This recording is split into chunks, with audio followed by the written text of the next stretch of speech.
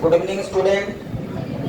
आज हम लोग क्लास 12 चैप्टर नंबर 6 की शुरुआत करने जा रहे हैं।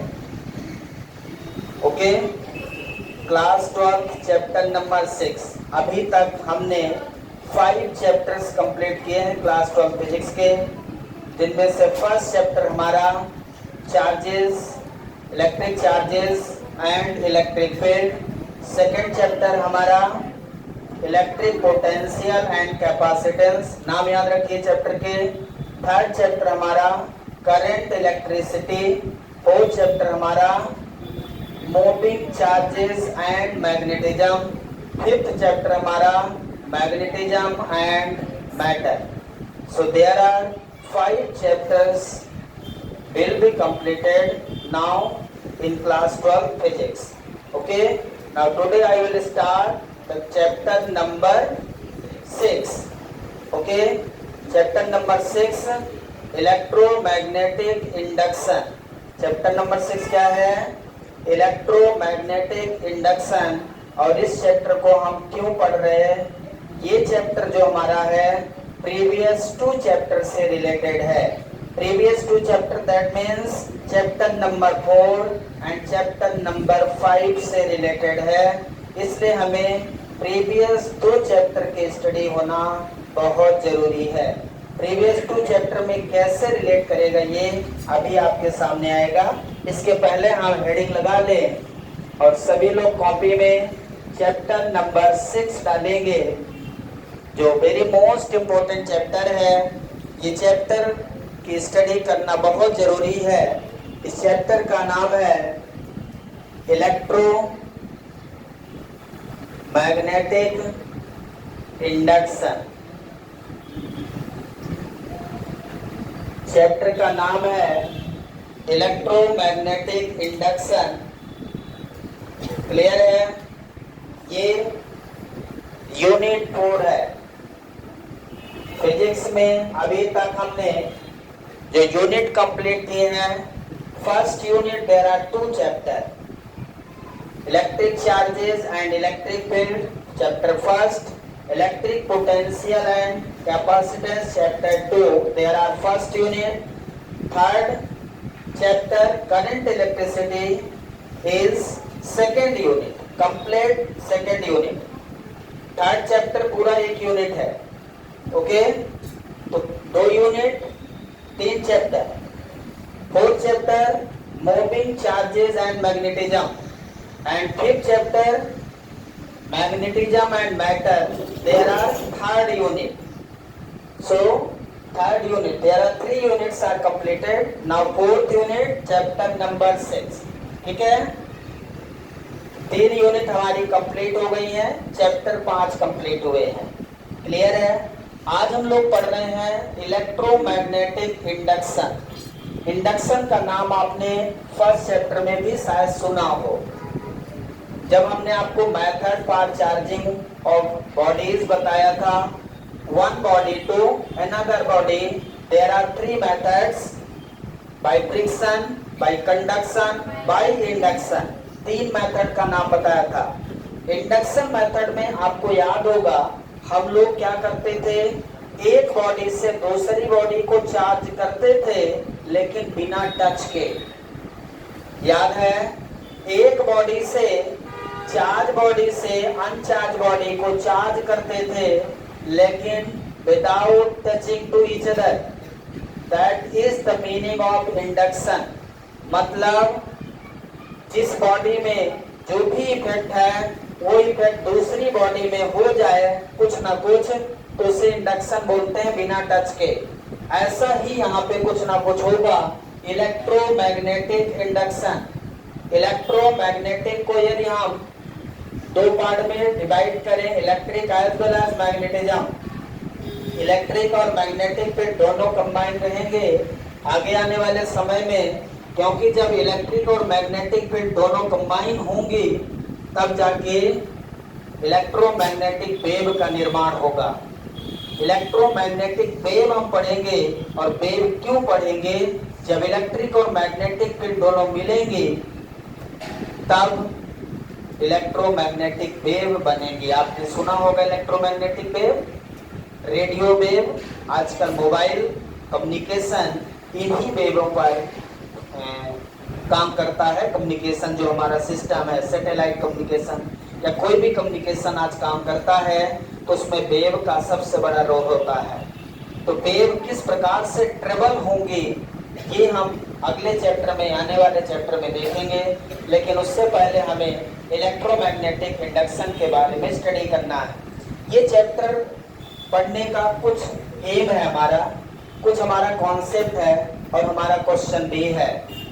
हमारा क्वेश्चन ये है कि इस चैप्टर में हम लोग क्या सीखेंगे और क्या करेंगे और इस चैप्टर को क्यों पढ़ रहे हैं। ठीक है, तो प्रीवियस क्वेश्चन पे यदि हम आए और उससे इसका मतलब समझें तो हम आते हैं चैप्टर नंबर 4 पे, ओरस्टेड एक्सपेरिमेंट पे। ओरस्टेड एक्सपेरिमेंट पे यदि हम आए और हम बात करें कि ओरस्टेड ने क्या बताया था। ओरस्टेड ने यह बताया था कि एक current carrying conductor produces magnetic field. यदि हम शॉर्ट फॉर्म में बोले तो current carrying conductor produces magnetic field. Oersted ने कहा ये करंट कैरिंग कंडक्टर है तो इसके चारों ओर मैग्नेटिक फील्ड प्रोड्यूस हो जाती है। मतलब एक current carrying conductor behave as a magnet which is a temporary magnet. एक current carrying conductor behave as a temporary magnet, मतलब ये करंट कैरिंग कंडक्टर है तो ये मैग्नेट हो गया। समझ में आ रहा है क्या? ओरस्टेड ने क्या बताया, यदि किसी कंडक्टर में करंट फ्लो करते हैं तो वो conductor as a magnet behave करने लगता है। क्वेश्चन क्या होना चाहिए बताइए?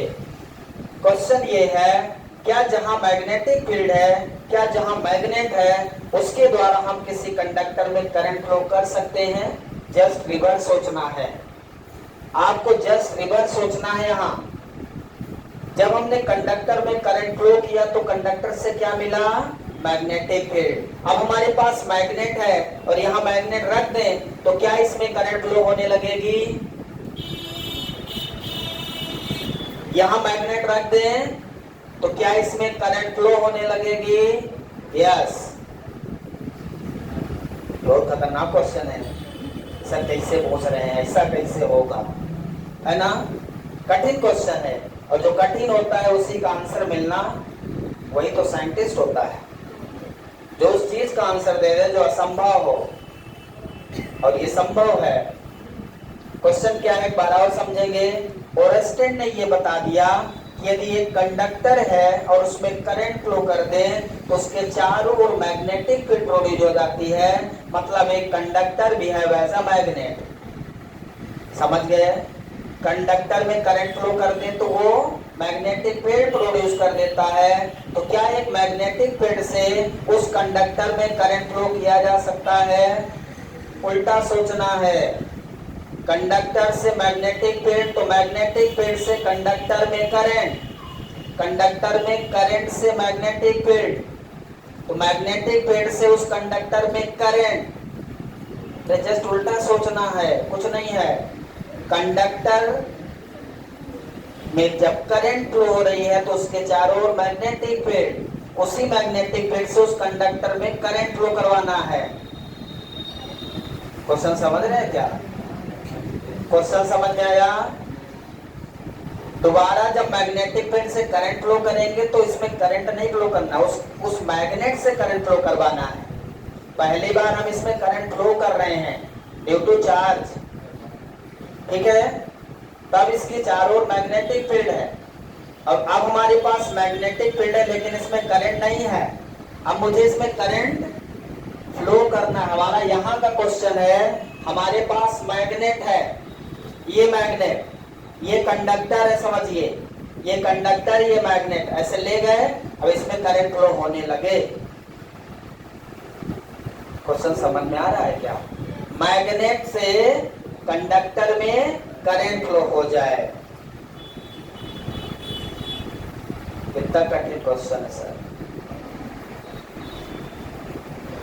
ये हमारे माइकल फैराडे साइंटिस्ट ने 1931 में, ठीक है ना, 1831 में शायद, 1831 में, 1831 में, 1820 में ओरस्टेड ने बताया था अपना एक्सपेरिमेंट, और 1831 लगभग 11 साल बाद, पहले तो साइंटिस्ट का दिमाग ही नहीं जाता था, फिर उन्होंने उल्टा सोचना चालू कर दिया, जब ऐसा हो सकता है तो ऐसा क्यों नहीं हो सकता।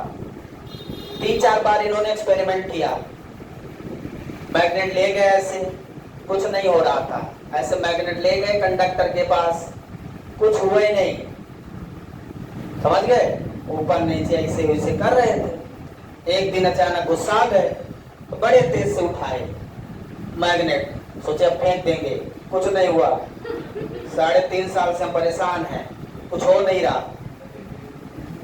कभी कभी गुस्सा आने से भी काम हो जाता है, इसलिए आप लोग को गुस्सा किया करें। जैसे ये मार्कर, ये कंडक्टर, ये मैग्नेट, हम मैग्नेट डेली अपना ले जा रहे थे पास, ऐसा नहीं था, काम उनका चालू था। एक दिन गुस्सा कैसे फेंकने का उठाया इससे तेज, देखे वहां गैल्वेनोमीटर में डिफ्लेक्शन आ गया, इसको गैल्वेनोमीटर से जोड़ दिए, इसको कंडक्टर के 2 वायर निकाल के गैल्वेनोमीटर से जोड़ दिए। अब मैग्नेट को ऐसे तेज से घुमाए, सोचे उठा के फेंक देंगे, ऐसे तेज से ऐसे रखे थे, ऐसे उठाए, जब तेज से ऐसे किए तो गैल्वेनोमीटर ऐसे हो गया। ये क्या हो गया भाई, ये नई चीज मिल गई।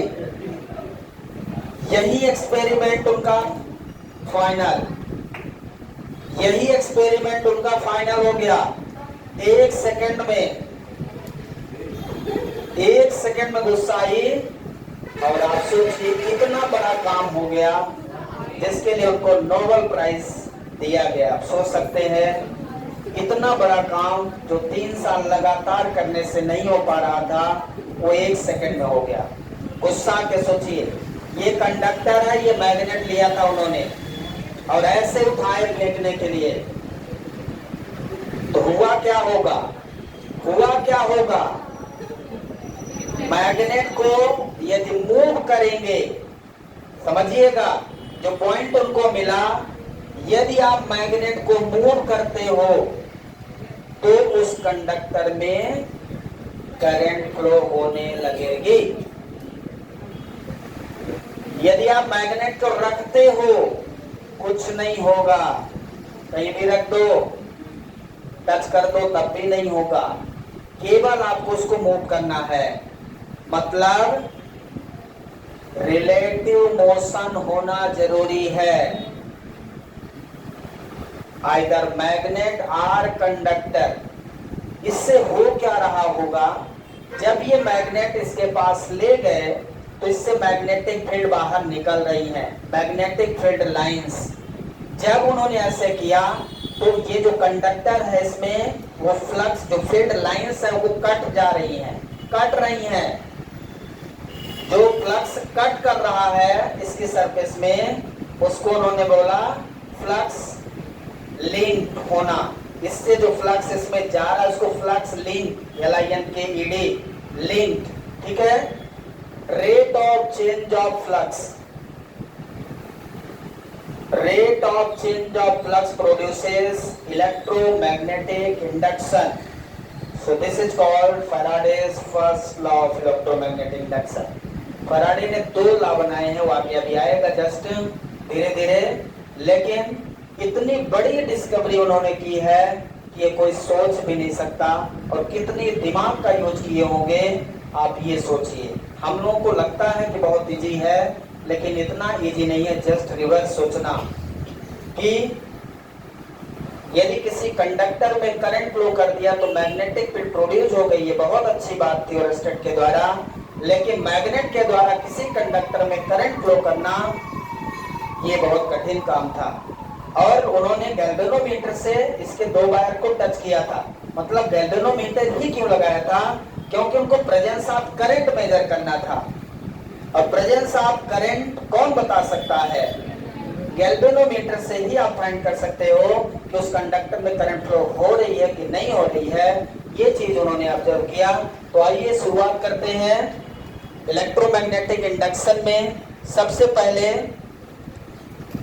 ओरस्टेड एक्सपेरिमेंट हमारा क्या था,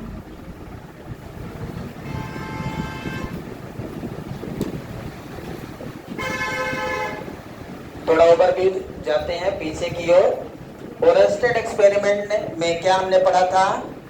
अ current carrying produces magnetic field, लिख देता हूँ शॉर्ट फॉर्म में, बाकी पूरा नहीं करता हूँ, है ना। ये कब की बात है? 1820 में। ये a current carrying conductor produces a magnetic field.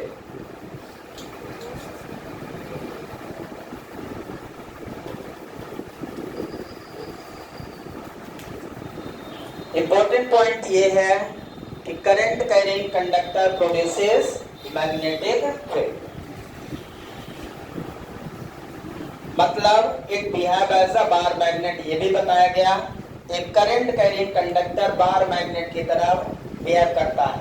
और ये भी ध्यान रखना, एक करंट कैरिंग कंडक्टर केवल मैग्नेटिक फील्ड प्रोड्यूस करता है। It only produce the magnetic field but not a electric field.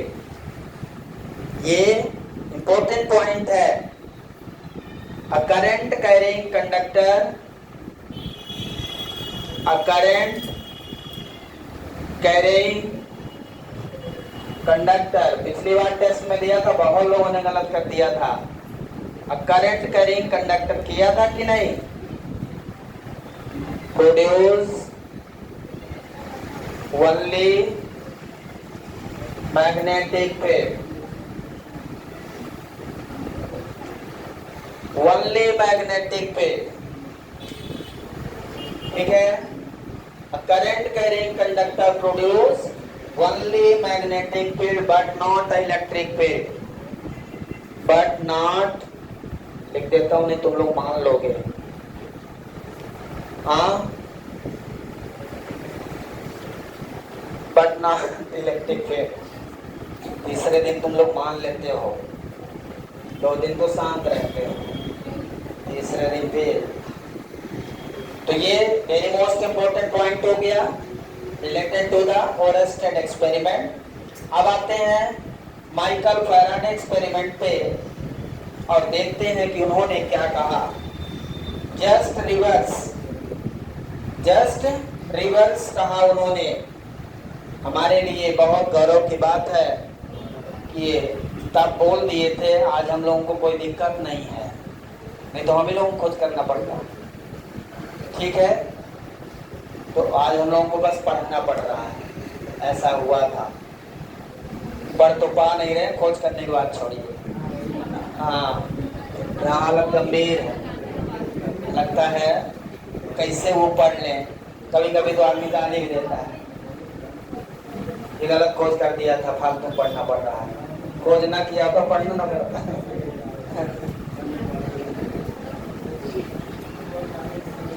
Michael Faraday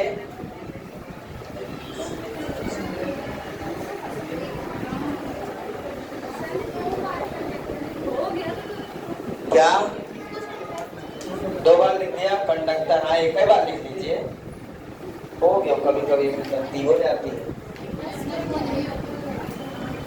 मैं भी इंसान नहीं आया। लिख लिया आपने? पूरा लिख लिया? अब माइकल फैराडे आते हैं 1831 में, उनके 11 साल बाद। लेकिन 1831 में ये डिस्कवरी कर देते हैं, ये तब की बात है। काम उनका 2-3 साल बाद चालू हो गया था, ऐसा नहीं है कि चालू नहीं हुआ था। ओरेस्टेड एक्सपेरिमेंट के बाद उन्होंने अपने दिमाग का यूज करना चालू कर दिया था कि ऐसा हो सकता है, तो ऐसा क्यों नहीं हो सकता। लेकिन उनमें समय बहुत लग गया। बताया ना कि वो डेली प्रैक्टिस करते थे, लेकिन रिजल्ट 0 मिलता था। कहते हैं यदि आप लगातार प्रैक्टिस करते रहेंगे तो पत्थर में भी भगवान दिखाई देने लगते हैं। बस आप उसको मान लो कि उसमें भगवान है, तो वही पत्थर भगवान नजर आते हैं, अदरवाइज वो पत्थर ही है, ठीक है। तो माइकल फैराडे क्या दिया इन्होंने? Reverse process, just opposite to the Oersted experiment. Just opposite, मतलब इन्होंने क्या बताया, अ मूविंग मैग्नेट, क्या बताया होगा, a moving magnet, a moving magnet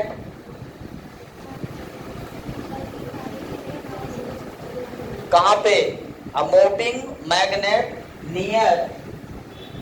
near to the coil, near to the coil produce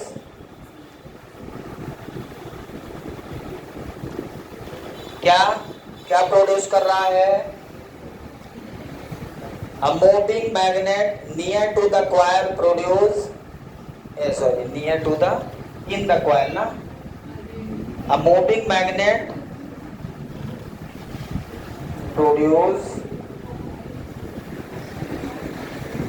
एक second, a moving magnet produce, यहां से लिखेंगे करंट, थोड़ा सा काट लीजिए, a moving magnet produce current in the coil when kept near to the magnet, point थोड़ा सा डिस्टर्ब हो गया था, a moving magnet produce current in the coil when kept near to the magnet, ठीक है ना, मतलब मूविंग मैग्नेट है, उसके पास हमने कॉइल रख दिया, मूविंग मैग्नेट के पास हमने क्या किया, एक कॉइल रख दिया, तो उस कॉइल में करंट प्रोड्यूस हो गई, आ रहा समझ में, अब मूविंग मैग्नेट कौन मूव कर रहा है, magnet produce current, moving magnet produce current कहां प्रोड्यूस कर रहा है, in the coil when kept near to the magnet, जब उसको हम मैग्नेट के पास रख रहे हैं, किसको, कॉइल को, ठीक है ना, इसी को बाद में बोला गया मैग्नेट है, current produces when the relative motion of magnet or coil, इसको बाद में शब्द को बनाया गया कि electric current produces, electric current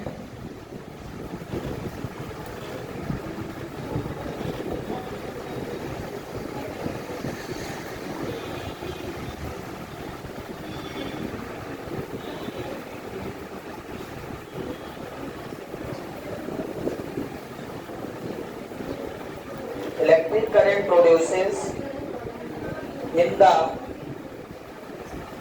coil when magnet and coil are in relative motion,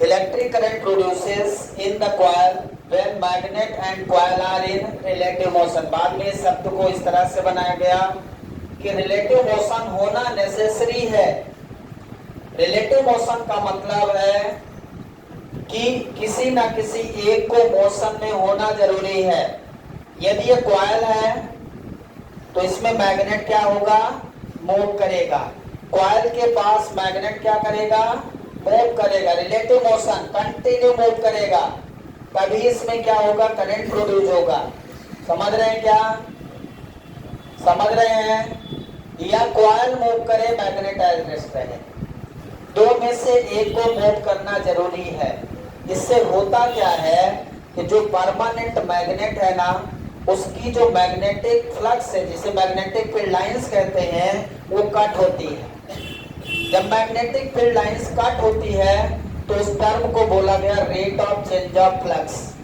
Faraday नहीं बोला है आगे, अभी धीरे धीरे उस सारे टर्म्स आएंगे, मैग्नेटिक फ्लक्स के बारे में स्टडी करना नेसेसरी है यहाँ पे, तो जब हम मैग्नेटिक फ्लक्स के बारे में स्टडी करेंगे उसके बाद फिर हम फैराडे एक्सपेरिमेंट करेंगे बाद में, अभी केवल आपको इतना समझना था कि फैराडे ने किस चीज को बताया है, क्या बताया है, केवल इतना समझना है, एक्सपेरिमेंट हम अभी बाद में करेंगे, ठीक है।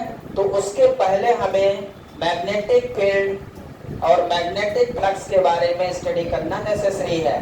तो मैग्नेटिक फील्ड की तो स्टडी हम लोग कर चुके हैं, मैग्नेटिक फ्लक्स की स्टडी हमने अभी नहीं की है। तो इस चैप्टर में पहले हम मैग्नेटिक फ्लक्स का कॉन्सेप्ट पढ़ेंगे, उसके बाद फिर फैराडे एक्सपेरिमेंट पढ़ेंगे और दोनों एक्सपेरिमेंट इनके प्रूव करेंगे और बताएंगे किस प्रकार से करंट प्रोड्यूस होती है। और जो करंट प्रोड्यूस होगी उसको इंड्यूस करंट के नाम से जानेंगे। ये कौन सी करंट होगी? इंड्यूस करंट होगी। और इंड्यूस करंट जो होगी वो इंड्यूस ईएमएफ से आएगी, इंड्यूस इलेक्ट्रोमोटिव फोर्स आएगा। जो पीछे आप इलेक्ट्रोमोटिव फोर्स पढ़ चुके हैं, यहाँ पे एक इलेक्ट्रोमोटिव फोर्स पढ़ेंगे, ठीक है ना। इलेक्ट्रोमोटिव फोर्स उसी तरह रहेगा, लेकिन काम क्या रहेगा ये यहाँ पे आपको समझना रहेगा। तो कई सारी चीजें हैं जो धीरे धीरे समझेंगे, लेकिन सबसे पहले आज हम समझेंगे concept of electric flux, sorry magnetic flux. इसके पहले हमने इलेक्ट्रिक फ्लक्स के बारे में स्टडी की थी और आपको बताया था कि इलेक्ट्रिक फ्लक्स को हमेशा याद रखेंगे, ठीक है। बता दे पूरा, सबने लिख लिया है। इसके बाद हेडिंग लगाएंगे सभी लोग। क्या हेडिंग लगाएंगे? मैग्नेटिक फ्लक्स हेडिंग लगाएंगे। मोस्ट इंपॉर्टेंट टॉपिक है ये मैग्नेटिक फ्लक्स। हम मैग्नेटिक फ्लक्स क्यों पढ़ रहे हैं? क्योंकि इसी का कॉन्सेप्ट जो है फैराडे ने यूज किया है। मैग्नेटिक फ्लक्स टर्म का बहुत बड़ा रोल है फैराडे एक्सपेरिमेंट में, इसलिए उससे पहले हमें मैग्नेटिक फ्लक्स के बारे में स्टडी करना नेसेसरी है, ठीक है। क्लियर है? अब आपको पता होगा इलेक्ट्रिक फ्लक्स की स्टडी हम लोग कर चुके हैं। किसी कोई डाउट है इसमें? इलेक्ट्रिक फ्लक्स की स्टडी हम लोग चैप्टर फर्स्ट में किए थे सर। अब हम लोग मैग्नेटिक फ्लक्स की स्टडी कर रहे हैं और दोनों में डिफरेंस भी आपको समझना होगा। What is the difference between electric flux and magnetic flux, ठीक है। डेफिनेशन बिल्कुल सिमिलर है। किसी को याद है इलेक्ट्रिक फ्लक्स क्या होता है? What is electric flux? The number of line passing normally through any surface या any close surface. Electric flux कुछ नहीं था, केवल जब फील्ड लाइन किसी क्लोज सरफेस से गुजर रही थी तो उसी फील्ड लाइन का नया नाम बन जाता है इलेक्ट्रिक फ्लक्स। इसी तरह से मैग्नेटिक फ्लक्स भी कुछ नहीं है, मैग्नेटिक फील्ड लाइन ही है एक प्रकार से, लेकिन जब वो किसी क्लोज सरफेस से गुजर जाती है तो उनका नाम मैग्नेटिक फ्लक्स हो जाता है। मैग्नेटिक फील्ड ही मैग्नेटिक फ्लक्स बन जाता है, मैग्नेटिक फील्ड ही मैग्नेटिक फ्लक्स बन जाता है। जैसे इस गेट से कोई गुजरे, जैसे आप लोग गुजरेंगे तो इसको गेट बोल देंगे। अब इसको पूरा फोड़ दें तो पता नहीं क्या बोलेंगे, कमरे से निकल गए ऐसे तो बोलेंगे। तो कुछ नाम हो गया मतलब गेट। अभी खिड़की से निकल जाएंगे, खिड़की थोड़ी कम खुली है तो क्या बोलेंगे? खिड़की से निकल गए। तो ये जो लाइन है ना, ये जब निकल रही है क्लोज सरफेस से तो उनका नाम बन रहा है बस। और जितनी लाइन निकल जाएंगी वही number of line he electric flux कहलाता है और मैग्नेटिक फ्लक्स कहलाता है। कुछ अलग डेफिनेशन नहीं है। तो हम डेफिनेशन लिखेंगे, the number of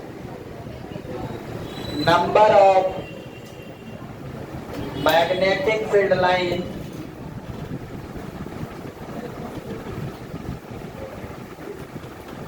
the number of magnetic field lines passing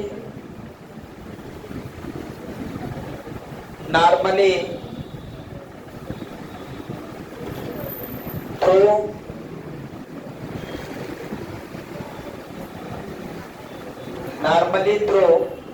any closed surface.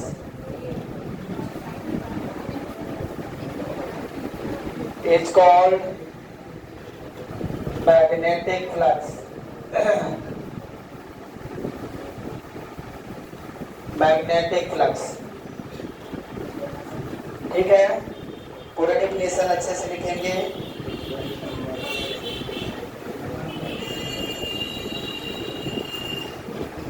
ठीक है।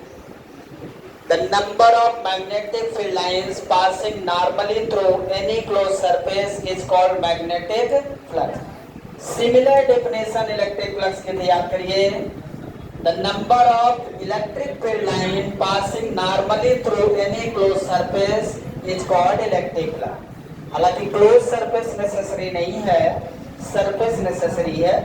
हमने closed लगा दिया है तो गलत भी नहीं है कि गलत हो जाएगा। सरफेस किसी भी प्रकार का हो सकता है। क्लोज है तो गलत नहीं है, ओपन भी है तो भी गलत नहीं है। तो number of magnetic field lines मतलब मैग्नेटिक फील्ड लाइंस जितनी निकल जाएंगी, जैसे ये गेट है ना, यहाँ से 10 लोग निकल गए, बैठे बहुत सारे हैं लेकिन 10 ही निकले।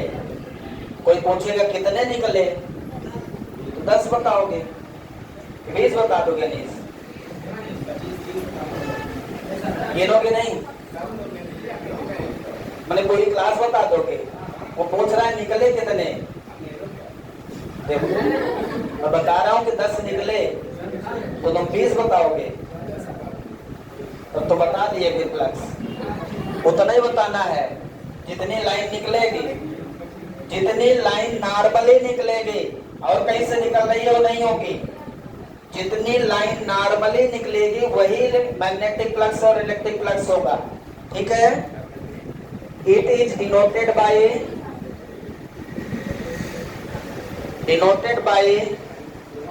Phi, simply phi b. Electric flux में फाई ई से डिनोट करते हैं, या थोड़ा सा डिफरेंस दिखाने के लिए फाई बी लिख देंगे जो मैग्नेटिक फ्लक्स को रिप्रेजेंट करने लगेगा। ठीक है। डेफिनेशन समझ में आ गई सबको। मैग्नेटिक फील्ड ही मैग्नेटिक फ्लक्स कहलाता है जब वो किसी क्लोज सरफेस से गुजर जाती है। लाइंस जितनी गुजर जाए वही मैग्नेटिक फ्लक्स हो जाएगी। काउंट कर लीजिए। क्लियर है सभी को, समझ में आ गया है। Same definition electric flux. तो आपको यदि मैग्नेटिक फ्लक्स की डेफिनेशन याद हो गई तो इलेक्ट्रिक फ्लक्स की भी डेफिनेशन आपको याद हो जाएगी। अब यहाँ पे कोई क्लोज सरफेस बना दें, कैसा भी हो सकता है। ये सरफेस है एक, इससे यहाँ पे इस तरह से फील्ड लाइंस पास हो रही हैं। ये क्या है, इनको बोलेंगे मैग्नेटिक फील्ड लाइन। ये क्या है, मैग्नेटिक फील्ड लाइन। लेकिन जब इस सरफेस से निकल के इधर पहुंची तो अब क्या नाम बन जाएगा, ये इधर मैग्नेटिक फ्लक्स कहलाएंगे। जैसे ही सरफेस से बाहर निकल गई तो यही हो गई क्या, मैग्नेटिक फ्लक्स हो गई। ये मैग्नेटिक फील्ड लाइन से ही मैग्नेटिक फ्लक्स बन गई। तो यहाँ पे मैग्नेटिक फील्ड जो है वो P है और इसका एरिया कितना है, A है। सरफेस का एरिया कितना है, A है। तो मैग्नेटिक फ्लक्स का फार्मूला क्या लिखते हैं, BA। इलेक्ट्रिक फ्लक्स का किसी को याद है, सानिया बोलो इलेक्ट्रिक फ्लक्स का फार्मूला। बस हो गया। इन सबको तो आज भी याद है, ये याद रहना चाहिए। इतना बड़ा फार्मूला नहीं है कि याद ना रहे, दिमाग का यूज ही नहीं कर रहे। मैग्नेटिक फ्लक्स का फार्मूला क्या हो गया, BA। इलेक्ट्रिक फ्लक्स का EA। जहां आपने मैग्नेटिक फील्ड लिख दिया वहां पे इलेक्ट्रिक फील्ड लिखना है, बस कोई ज्यादा चेंज नहीं है, सिमिलर है। Electric flux equal to EA electric field into area. जब यहाँ से इलेक्ट्रिक फील्ड गुजरती है, अब यहाँ से मैग्नेटिक फील्ड गुजर रही है, तो magnetic field into area magnetic flux बन जाता है। क्लियर है, याद रहेगा। रिवाइज भी करते चलिए, कई बार बोल चुका हूँ आपको, फर्स्ट चैप्टर रिवाइज करिए, लेकिन समय कहाँ है, समय नहीं है तो फिर आप जाने। मुझे मत कहना। सरफेस कैसा भी हो सकता है। मान लीजिए यहां से कुछ पेड लाइंस निकल रही हैं किसी एंगल से। मान लो इसका नॉर्मल ये है, इसका एरिया ए है, इसका एरिया क्या है, ए है। आप इलेक्ट्रिक फ्लक्स और मैग्नेटिक फ्लक्स का मेजरमेंट केवल सरफेस के नॉर्मल ही कर सकते हो। सरफेस की नॉर्मल फील्ड लाइन है तो उनको काउंट नहीं करना है, उसका कंपोनेंट लेना पड़ेगा कि कौन सा कंपोनेंट नॉर्मल है। यदि किसी एंगल पे फील्ड लाइन है तो उसका कंपोनेंट लेना है। जैसे यहाँ पे देखें, अब इसका हॉरिजॉन्टल कंपोनेंट इसको डिसॉल्व करेंगे तो b cos थीटा लेंगे। अब मैग्नेटिक फ्लक्स क्या होता है, मैग्नेटिक फील्ड कितनी हो गई नॉर्मल में, b cos theta into area.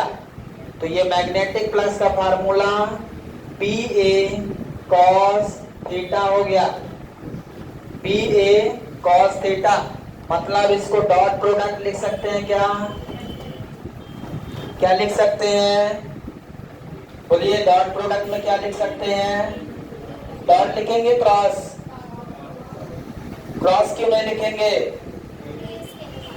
क्योंकि मैग्नेटिक फ्लक्स स्केलर क्वांटिटी है। याद रखिए, रीजन जानिए कि हम ऐसा क्यों नहीं कर सकते, ये जानना जरूरी है। हम डॉट में इसलिए लिखेंगे क्योंकि मैग्नेटिक फ्लक्स स्केलर क्वांटिटी है। मैग्नेटिक फ्लक्स क्या है, स्केलर क्वांटिटी है। पॉइंट लिख लेंगे यहाँ पे,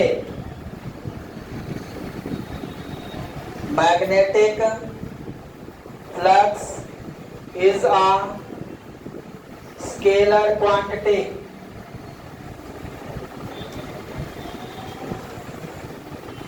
मैग्नेटिक फ्लक्स क्या है, स्केलर क्वांटिटी है।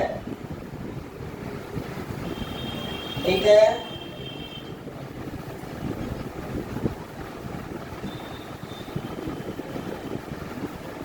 क्लियर हो गया सबको।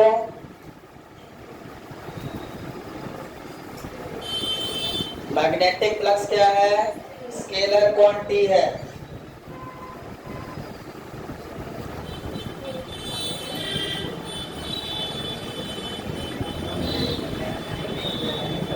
फॉर मैक्सिमम फ्लक्स के लिए क्या हो जाएगा,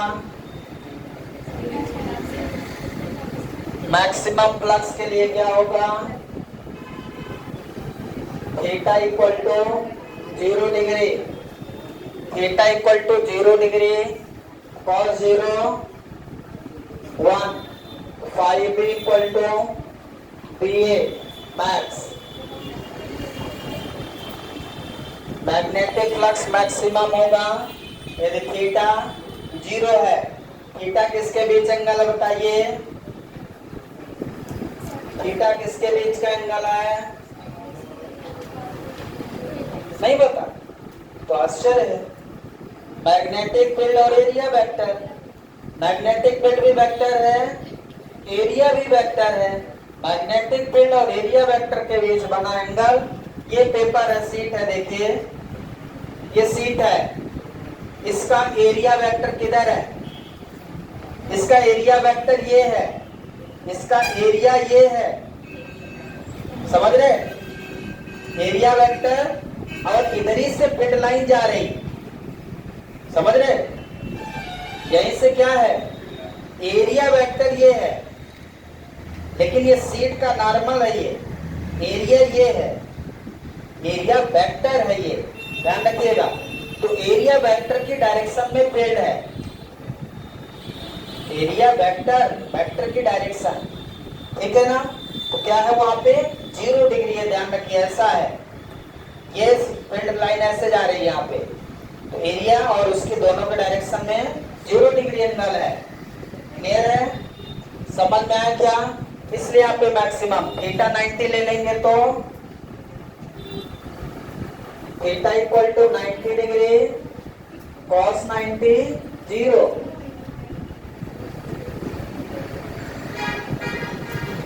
इसका मतलब इसका मतलब क्या है, ये सीट है, ध्यान से देखिए, इसका एरिया इधर, फील्ड लाइन ऐसे डाल रहे हैं आप, एरिया और फील्ड लाइन में 90 degree, area field line 90 degree angle, तो इससे कोई जाएगी ही नहीं। जब फील्ड लाइन यहां से जाएगी तो इसके अंदर से कितनी जाएंगी, कोई नहीं, सब बाहर से चली जाएंगी। इतनी थिन सीट है, कहां से जाएगी, सब यहां से चली जाएगी, सरफेस से गुजरी ही नहीं। सरफेस से कब गुजरेंगे, जब ऐसे जाएंगे या तो ऐसे जाएंगे, तो एरिया वेक्टर में जाएगी तो गुजरेगी, ऐसे जाएगी तो कहां गुजरेगी, तो जब गुजरेंगे ही नहीं तो फिर वहां पे फ्लक्स नहीं होगा। क्लियर है, सबको समझ में आ गया। अब आप इसका यूनिट और डायमेंशन जल्दी से बताएं।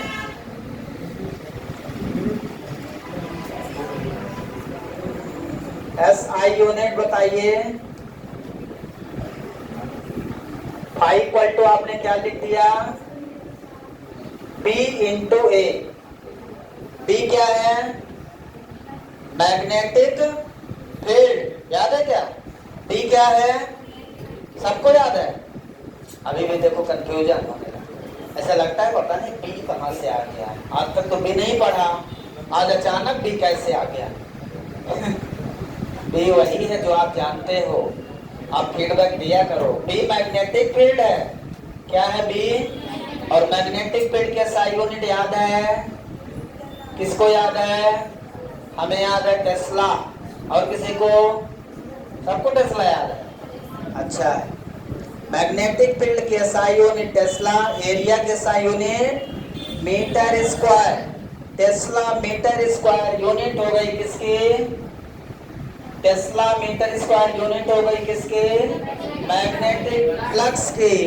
अब फेमस नाम है इसका वेबर, वेबर नहीं, वेबर नहीं, वेबर, तुम लोग वेबर सुन लेते हो, वेबर, ठीक है ना, शॉर्ट फॉर्म में इसको WEB लिखते हैं।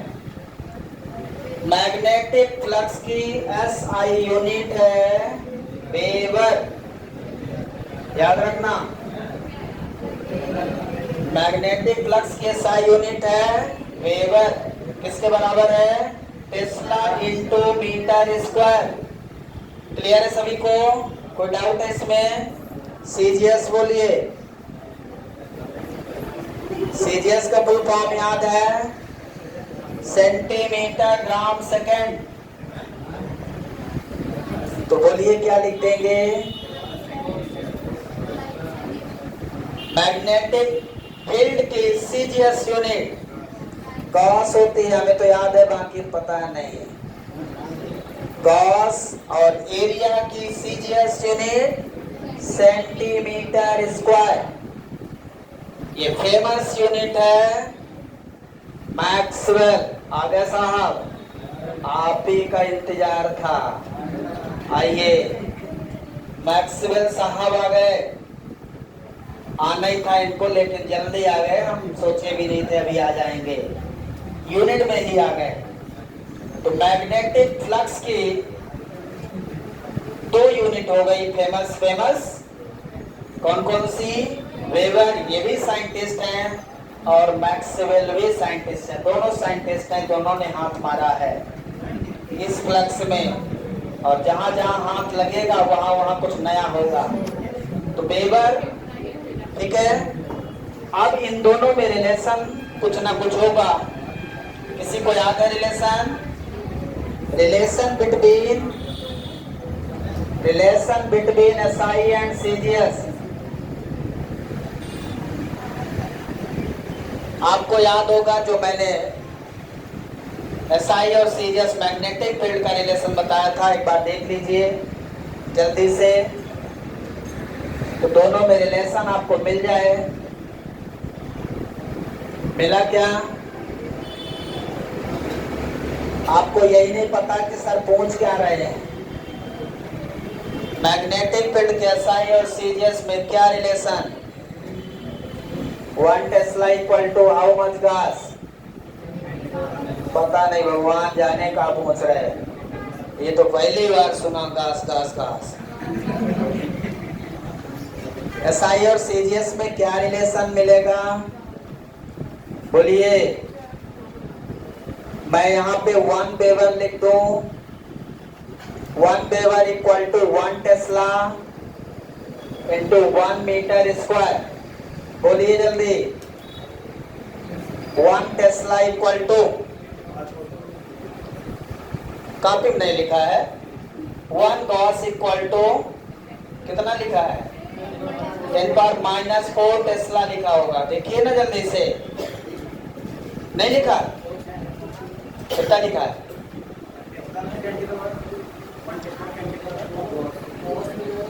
1 tesla equal to 10⁻4 gauss. Check करो ना भैया, लिखा है कि नहीं लिखा? ना मिलेगा तुम लोग कॉपी में। भगवान मालिक है आपका इसी वर्ष। नहीं लिखा है, बहुत अच्छा। 10⁻4 गॉस नहीं लिखा है तो इससे अच्छा हो नहीं सकता, यहाँ लिख लीजिए कि 1 टेस्ला इक्वल टू 10⁻4 गॉस। मिल नहीं रहा ना, कहाँ लिखा है? ये तो नहीं मिल रहा, यही नहीं पता पढ़ा कहाँ है। 4th में पढ़ा के 5th में पढ़ा, 4th में पढ़ा, कहाँ पे पढ़ लिया 4th में? लॉरेंस फोर्स जहाँ पढ़ा था वहीं पे देखिए पढ़ा होगा। मुझे तो एक एक चीज याद है कहाँ पढ़ा है, आपको तो यही नहीं याद किस चैप्टर में पढ़ा। 1 मीटर इक्वल टू कितना? किसी को याद है 1 मीटर इक्वल टू कितना सेंटीमीटर? 100 सेंटीमीटर। आश्चर्य है, हमें बस याद है। 1 वेबर इक्वल टू 10⁻4, 100 का स्क्वायर करेंगे 10⁻4 हो जाएगा। ये भी हो जाएगा कि नहीं हो जाएगा? बचेगा कितना? Gauss into centimetre square. कितना लिख दूं? 1 weber equal to 10⁸ maxwell. Gauss into centimetre square क्या होता है? क्या होता है? मैक्सवेल। पढ़ा है? 1 वेबर इक्वल टू कितना आ गया? 1 वेबर इक्वल टू कितना आ गया? पहले तो 1 टेस्ला याद रखो, फिर 1 वेबर याद रखो। ये सब याद रखिए, यही एमसीक्यू है, यही एमसीक्यू है। आपको समझ नहीं आ रहा? इसका डायमेंशन फार्मूला निकालिए पहले। डायमेंशन फार्मूला, डायमेंशन फार्मूला निकालिए, उसके बाद छुट्टी करेंगे। कितना होगा? मैग्नेटिक फील्ड का बोलो, बोलो पलक।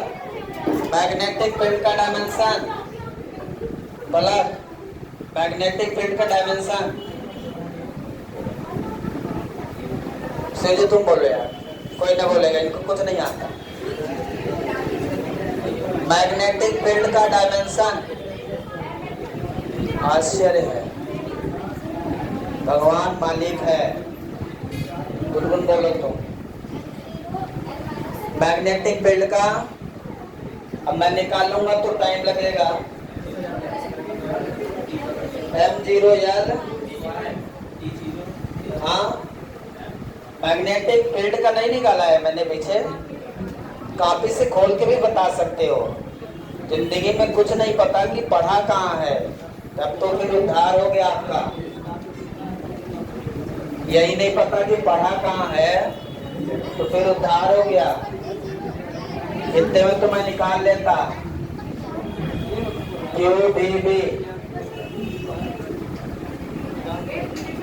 हमारे पास दिमाग है, हम निकाल सकते हैं, तुम लोग मत निकालो।